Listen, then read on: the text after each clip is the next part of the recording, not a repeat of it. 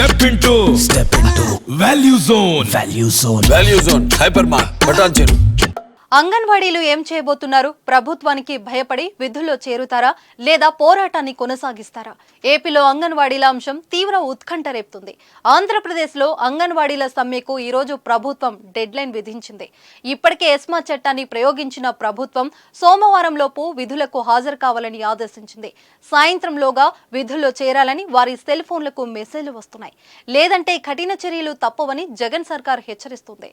దీంతో అంగన్వాడీలు విధుల్లో చేరుతారా లేదా అన్నదానిపై ఉత్కంఠ కొనసాగుతుంది. అయితే ఎస్మా పెట్టిన తాము సమ్మెను కొనసాగించి తీరుతామని అంగన్వాడీ కార్మికులు చెబుతున్నారు. ప్రభుత్వ బెదిరింపులకు భయపడేది లేదని, సమస్యలు పరిష్కరించే వరకు సమ్మె చేస్తామని స్పష్టం చేస్తున్నారు. మరోవైపు అంగన్వాడీలపై ఎస్మా ప్రయోగించడాన్ని ఉపాధ్యాయ సంఘాలు ఖండించాయి. ఎస్మాను వెంటనే వెనక్కి తీసుకోవాలని డిమాండ్ చేశాయి. మరి ప్రభుత్వ ఆదేశాలకు వ్యతిరేకంగా అంగన్వాడీలు సమ్మె కొనసాగిస్తే జగన్ సర్కార్ ఎలా ముందుకెళ్తుందన్నది ఇప్పుడు చర్చనీయాంశమైంది. విధుల్లో చేరని వారికి నోటీసులు జారీ చేయాలన్న ఆలోచనలో ప్రభుత్వం ఉన్నట్లు తెలుస్తుంది. ఏపీలో గత కొన్ని వారాలుగా సమ్మె చేస్తున్నారు. తమ సమస్యలను పరిష్కరించాలని డిమాండ్ చేస్తున్నారు. నెలకి 24,000 రూపాయల వేతనం ఇవ్వాలన్న డిమాండ్తో పాటు మరికొన్ని డిమాండ్లతో గత 26 రోజులుగా ఆందోళన కొనసాగిస్తుంది. అంగన్వాడీల ఆందోళనతో కేంద్రాల్లో శిశువులు, గర్భిణులు ఇబ్బందులు తలెత్తుతున్నాయి.